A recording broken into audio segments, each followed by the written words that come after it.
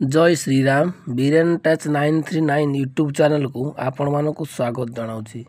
आज आम ये वीडियो माध्यम आलोचना करवा कोलथ विषय। कोलथ आमर अति परिचित डाली जातीय खाद्य। यार मंजी केतेक स्थल रे औषध रूपे व्यवहार करा जाए। मूत्रवर संस्थान गत रोग, अस्मरी, बस्तीशूल, मूत्रकोश रोगर कोलथरे बतुरा जाइथिबा पानी संध्यारे बतुराई सकाळे पीबे। पीले ए सबु प्रकार रोगरू उपशम मिली थाए। यह कफग्न और श्वासहारी अटे।